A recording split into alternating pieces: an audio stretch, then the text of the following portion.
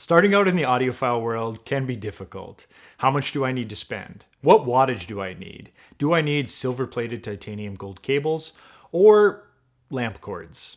Today we have a simple and actually fun product that I'm excited to bring to the table. It's the Douk ST-01 Pro. This is an integrated amp coming in at the almost crazy low price of $139. So when I say integrated, if you're unaware, it means preamp, power amp, plus a DAC inside, along with several other components that I'll cover a little further in. An integrated amp is a great place to start if you're new to audio and you're looking to put together your first system, or in the case of someone like myself, these little integrated amps are perfect for an office or as a secondary system pretty much anywhere. Looking at the back, we have a Bluetooth antenna. It's not going to be my main input, but if it's yours, it did have excellent range. Next to that, a USB for plugging in an external drive. Then what will likely be my most used input, the RCAs. This has a built-in DAC and it actually sounds pretty good out of the box for $139, but I have plenty of good external DACs lying around, so I'm likely going to use those. Most of my testing actually had this paired with an Eversolo DMP-A6, which has a pair of 9038 DACs that sound really good. Next to that, coax, optical, and USB to round out the top. There's basically inputs for everything here: phones, computers, tablets, TVs, CD players, etc. Inputs for streamers, enough for me in my office, but with the range that these offer, you could really utilize this anywhere you needed to put together a budget system. On the bottom row, we have a line out. This is where you're going to plug in your powered sub. And yes, this one is variable. Rather than a fixed output that you sometimes see on these, you raise the volume of the speakers, the sub will follow. It's honestly absurd how many of these have fixed. When you have an amp like this that you're in all likelihood going to be pairing with small bookshelf speakers that would greatly benefit from a sub, so I don't know why they wouldn't always be variable. I know I, for one, won't be manually adjusting the sub volume as well as the speakers, so I'm thankful that they included it here. It's one of the most frequently asked questions when I cover these desktop-sized amps also. Filling the middle, we have the speaker outputs, the usual suspects here, but plenty of room for banana plugs, and then the power supply input. They supplied it with a 24 volt 4.5 amp, but if you look close, they actually do list this as 18 to 30 volt capable, so there's likely some more room there for more wattage beyond the stock specs if you want to take that risk. If you could, please like and subscribe if you enjoy this type of content. I have a lot more good content on the way. In fact, it's kind of piled up at the moment. Amps, speakers, streamers, and some DIY, so stay tuned for more to come. Looking at the front, we have a nice clean design. The volume meter on the top right is multifunction on these. It controls volume obviously, but also selects between the various inputs. As you push it in, it lights up the selected input on the side here. This works just fine, and I like the clean input selection, but would prefer some markings to know where I have the volume for reference. This is one that'll spin endlessly, so you just have to get used to that. The tone controls below add plus minus 6 dB.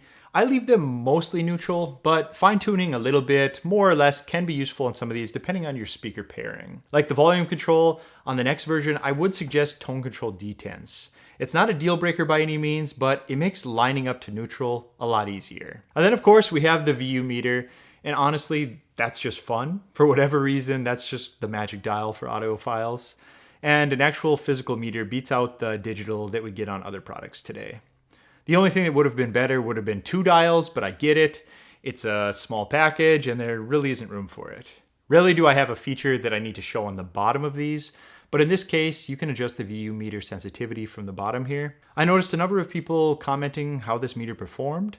I think for most people, they just missed it. With a small screwdriver, you can pretty much get the meter doing whatever you want. Looking at the top, we have a pair of tubes.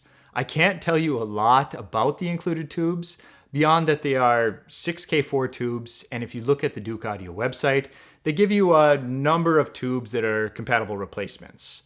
I have no doubts that some of you know some upgrades for these, so please comment below and let us know what you think there. Either way, we don't have a lot of info here, but I don't have anything to complain about either. The sound is good and the price is right. Now let's talk about power. These advertise 100 watts per channel, which just isn't going to happen in its current configuration with the included power supply. It's possible with the right power supply, but that's on you if you want to experiment further on this. What I can tell you is these have been dynoed at 30 watts into 8 ohms and around 50 watts into 4 ohms, limited by the power supply. This is less than the 200 watts, but I can honestly tell you that this went a long ways if you pair it with the appropriate speakers. Bookshelves won't be an issue for the most part. Just stay above 86 dB, right around there. I even tested these on a much larger pair of KLH Model 5s, in which it actually performed a lot better than I would have expected. Talking about appropriate equipment and volume brings me to an important point here. Do you realistically know how loud you listen to your music on average?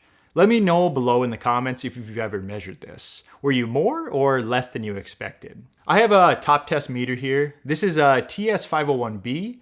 It's a simple to use meter that is relatively cheap, that can help you understand where that threshold is and maybe how far to push it for the future sake of your listening. Exposure to loud noises over a long period of time can cause irreversible hearing loss. Therefore, it is crucial that we take care, and caution should be exercised. At the very least, just try to limit exposure above 85 dB to short periods.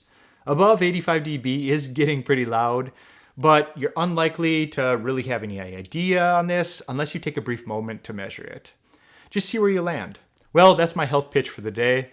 I will link the top test meter I use below in my description. So where can I see these being used? My first pick is going to be in a small to medium sized room. An office space on your desk is really the perfect spot. A large room is going to be a bit more of a challenge. This amp was great up to a modest listening level and loud in a small to medium sized space.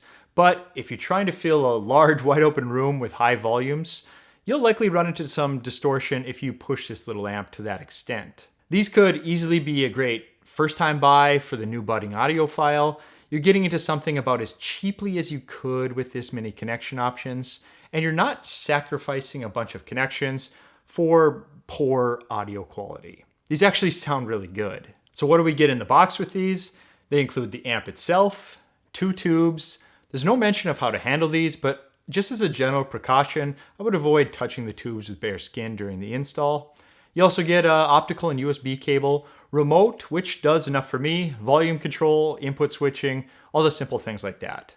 No batteries included, so the 2 AA batteries are on you, and then the Bluetooth antenna and the power supply.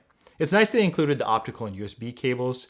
You could have this up and running paired to your PC right out of the box, or even your TV or a streamer. So breaking this down, what I really like, price to performance is top notch. A good sounding integrated amplifier at $139, that's tough to beat even in the used market. It also has a good selection of inputs. These pretty much pair with anything you might need. I really don't have any further needs here for the product in this range. I also think the sound is really good for a $139 amp. And it's packed with a number of features. It's not the best thing since sliced bread, but it is actually competitive above its price point. It's a bit of a vintage sound that plays nice with all genres, as well as poor recordings that can be a bit painful on a detail-driven speaker or amp. It has limitations, of course. No surprise really, but as long as you pair it with the appropriate gear, it does its job well, and it's unlikely you'll have any complaints. If you're a detail hunter, you might want to go a different direction than this, but in all honesty, if you're into highly detailed speakers and amps, it's unlikely you're looking at an amp with tubes in the first place. This has its place, and I think they have priced it perfectly for that spot. And of course I have to mention the view meter. You have to include that in the likes. It's almost hypnotizing watching it bounce sometimes. I think they know their market well enough to know people like the nostalgia items like this. Well, they must, as they have them in a number of products they offer as well. What I'd like to see next time on these, let's bump up the power a bit for the Pro model. The low 30s at 8 and mid 50s at 4 are very usable, but I would really like to take advantage of what these chipsets can do, push them with a larger power supply, or even move up to a more powerful chip. I realize we're just talking more heat, and I get that, but I just like to look forward to the designs evolving. That's why this is what I'd like to see next time rather than a con or a fault. Outside of that, I'd really like to see center detents on the tone controls, just for ease of use, as well as markings on the volume, so I have somewhat of a reference to where I'm actually at. Do I recommend this one? Yes, I do. I think it's a lot of fun. Pair it with a set of bookshelf speakers, a sub, and a streamer, and you have a competent little system that would do great in a variety of situations. If you already have too many amps laying around like myself, buy it for a friend or family member. It's a great way to grow the community and help to share what you enjoy. If you made it this far, I appreciate you as always. Please like and subscribe so I can keep bringing you more new content. Take care, and I'll talk to you later. Bye.